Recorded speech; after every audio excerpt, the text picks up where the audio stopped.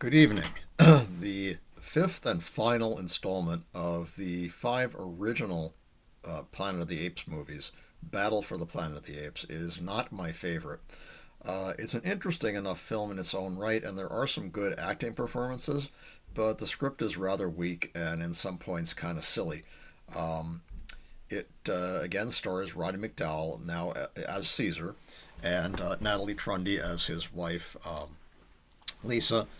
They now have a son named Cornelius, after Cornelius and Zira. Um, Claude Akins plays General Aldo, a rather belligerent gorilla. Austin Stoker plays McDonald because Harry Styles wasn't available, so they made it his younger brother, who's still named last name is still McDonald, so that kind of makes sense. Severn Darden reprises his role as Culp from Conquest. John Huston plays the Lawgiver. Lew Ayres plays Mandamus, the guardian of the armory. Um, Noah Keane plays the teacher, and France Wynn plays Alma, who is Culp's girlfriend slash lieutenant, and who am I forgetting? John Huston plays the Lawgiver. And wonderfully, Paul Williams plays Virgil, a great character. And this is 1 year before his what I consider his greatest role, and that's Swan in Brian De Palma's Phantom of the Paradise, a role I'll always identify Paul Williams with. But he was very good in this too. There was a very funny Johnny Carson interview with Paul Williams, but he came on in his Virgil makeup and outfit and just acted like he was just Paul Williams. He just continued to talk. Sang a song. He did everything like nothing was unusual. It's very funny. If you haven't seen it, it's out on YouTube. You should see that. But and then he talks a little bit about the movie. But it takes place 12 years after the events of Conquest, and now the apes and the humans are living together in a sort of primitive village. They built some tree houses and they've built some primitive buildings. There's a corral where humans are sometimes kept, and the humans are basically used for labor.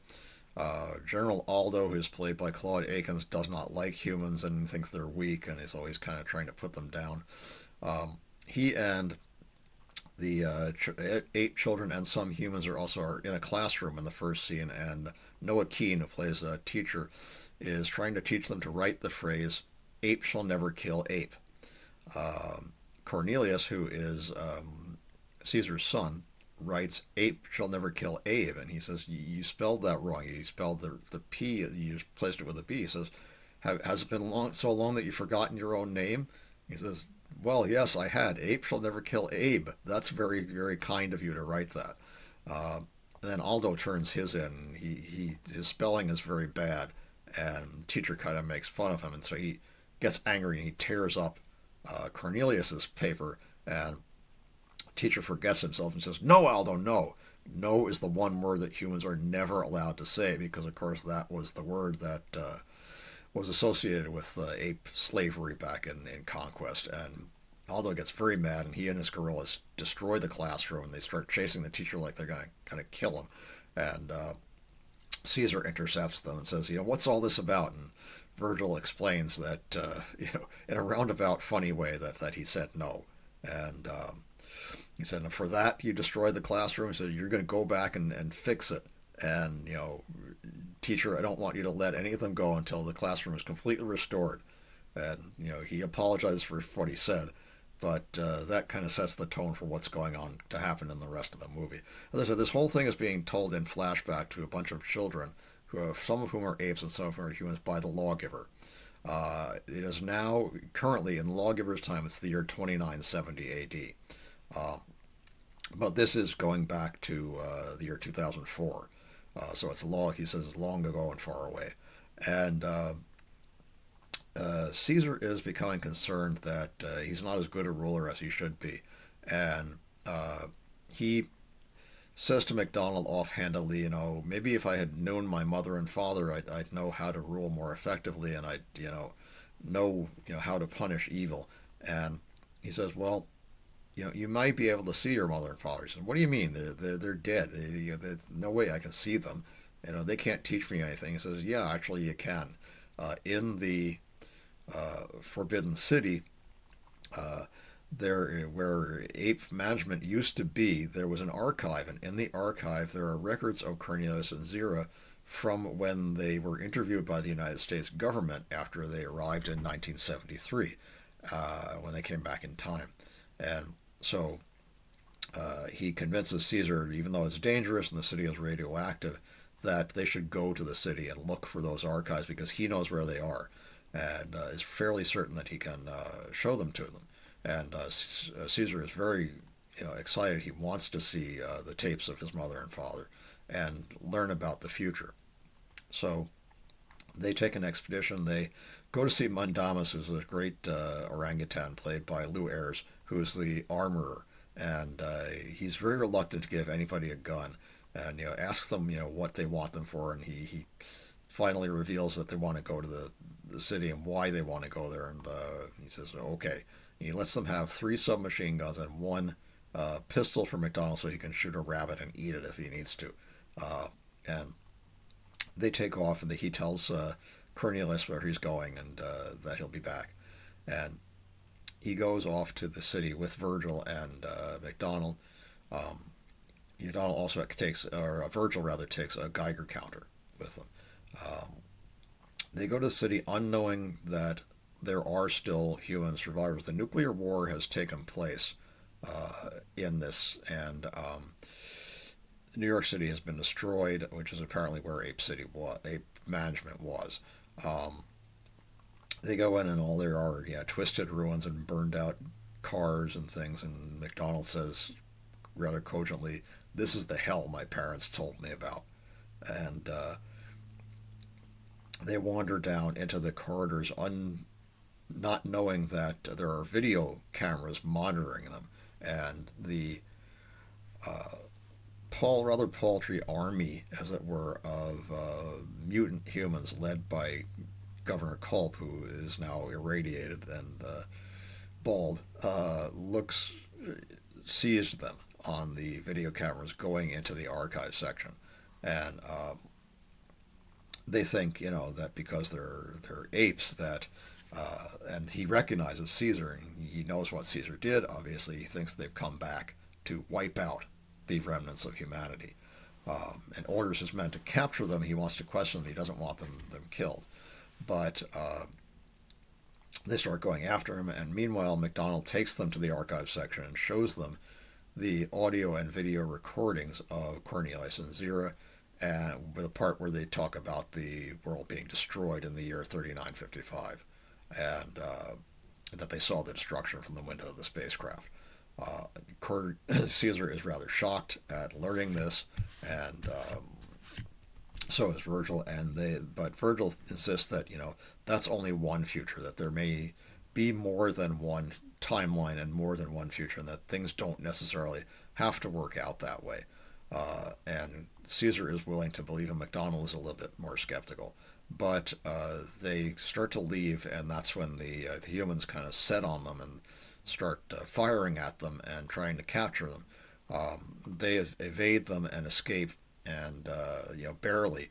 And there's kind of a funny scene that kind of harks back to the first movie, where Caesar finds a fire hose and turns it on the humans and starts spraying them, and they're forced back up against the wall. And that kind of is reminiscent of what happened to Taylor.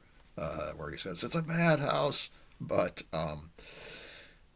they escape, and the humans are nonplussed, and they want to know where they went. And one of them says, "Well, they just went north." So he says, "Go follow them, and find out where they are and where they're living." So he sends a patrol of just 2 men out to search for them, and they find them. Caesar, meanwhile, calls a council and is talking to the gathered chimpanzees, orangutans, and gorillas about what they found in the city and about human and ape kind's destiny and how they might be able to change it. Alla becomes upset when Caesar invites McDonald to be in the council. And he says, no humans in council. And he says, well, I asked them here. He says, well, I'm not going to sit in council with humans. And he takes himself and his gorillas off. Cornelius continues the council meeting anyway and tells them about what he found. The scouts that Culp sent out witness this, and they sneak back to this forbidden city and tell Culp what they saw, and that they know where, they make a map, they know where Ape City is now. And so Culp immediately says, okay, that's it, let's attack. We can't wait for them because they'll come and wipe us out, so let's go wipe them out instead. He's got a couple of jeeps and a mortar and a bunch of machine guns and a school bus and a couple of old cars that still work too, and lots of rounds of ammunition. So they go out into the desert and start heading towards Ape City. Meanwhile, General Aldo has sent a patrol also to look for the humans, and the patrol is ambushed by Culp and his mortar, and they fire the mortar and they kill one of the gorillas, but one of them escapes and comes back to Ape City and says, Aldo was right, the humans are on the march and they're coming towards us. They killed our, they killed my compatriot, and they're heading our way. And he says, how long, when will they be here? And he says, soon, so we have to prepare. And, Aldo previously to this had been in a secret meeting with just himself and the guerrillas, and he says, we have to get guns. Guns will give us power, and once we have the guns, we can kill the humans, and we can depose Caesar as well. And he doesn't know that Cornelius heard him because his pet squirrel escaped, and he went to search for it. He accidentally climbed up a tree, which was right above the meeting that they were having. One of the other gorillas sees him and points him out to Aldo, and Aldo says, "Come on down, and we won't hurt you." And he won't come down; he's afraid. So Aldo climbs up the tree and starts chopping at the branch that he's standing on, and the branch breaks, and Cornelius falls and is badly injured. And they don't really say anything about it to Caesar. They make it look like it's just an accident. He went out to look for a squirrel, and he climbed up a tree, and the branch broke. So now, while the nurse is looking after Cornelius, who's very badly injured, but they think they can maybe help him, and the nurse regrets that they don't have a hospital, but they go out to kind of patrol the desert and find out when the human army is coming. And again, Aldo is asking for guns, and Caesar doesn't want him to have them, but they break into the armory, they knock Mondamus aside, and they just take the guns.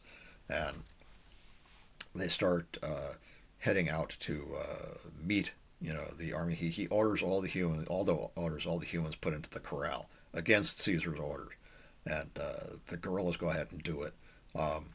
Then the human army comes out towards the ape city. They start blowing things up. They're blowing up the tree houses where some of the apes live.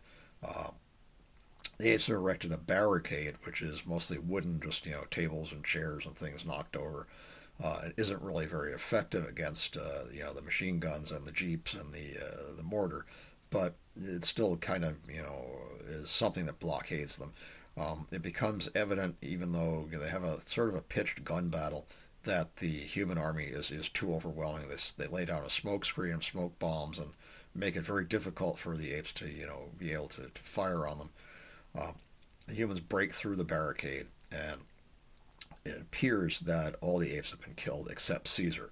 And Caesar stumbles weakly to his feet, and Culp is pointing a gun at him and says, "Clever ape, I hear you chose your name Caesar, but don't you know that every Caesar has his Brutus?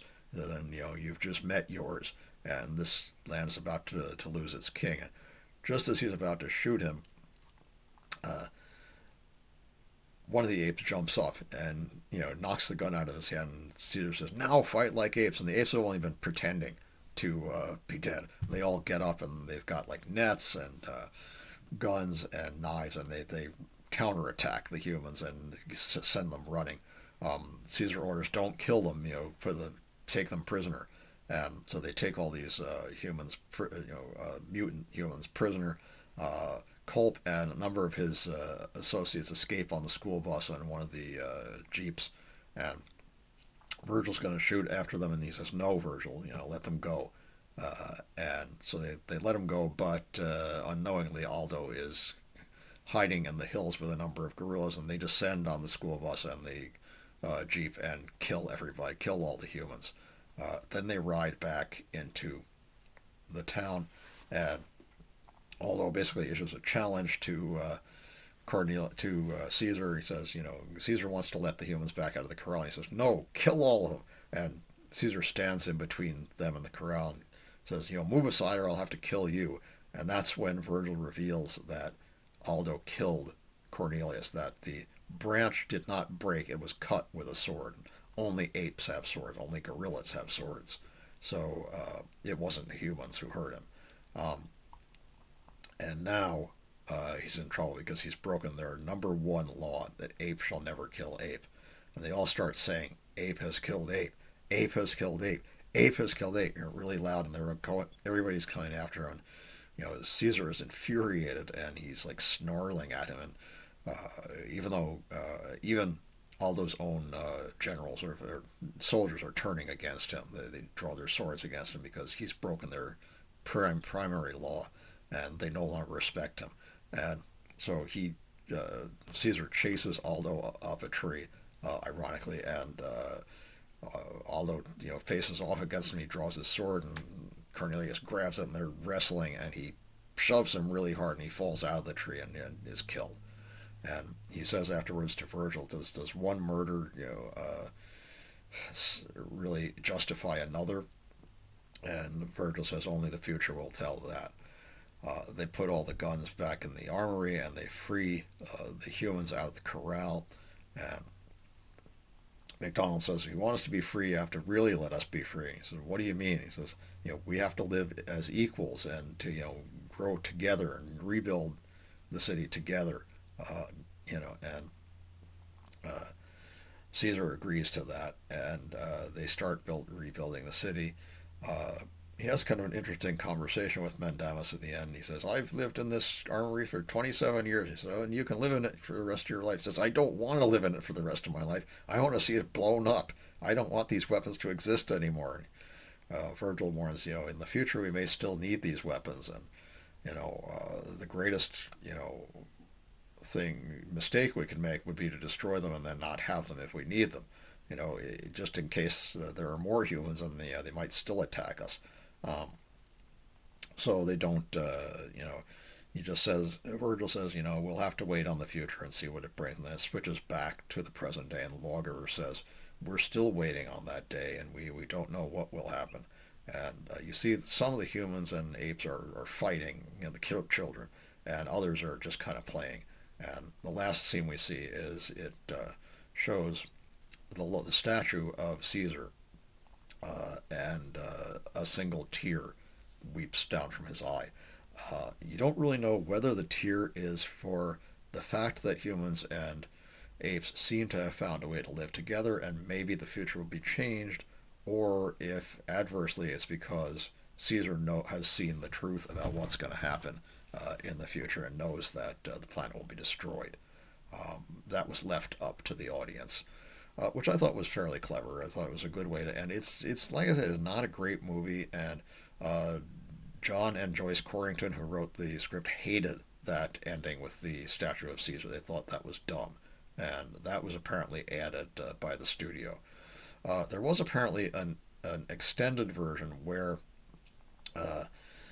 Governor Mendez, who was one of the Culp's subalterns, ordered a nuclear attack on Ape City, and they had the Alpha Omega bomb, which we saw in Beneath the Planet of the Apes, and they were going to launch it, and at the last minute they decided not to do it. That was cut, and I think that would have changed the tone of the movie somewhat. Might have improved it, might not. I don't see that it really would have made much of a difference. Anyway, that's the final of the original Planet of the Apes movies.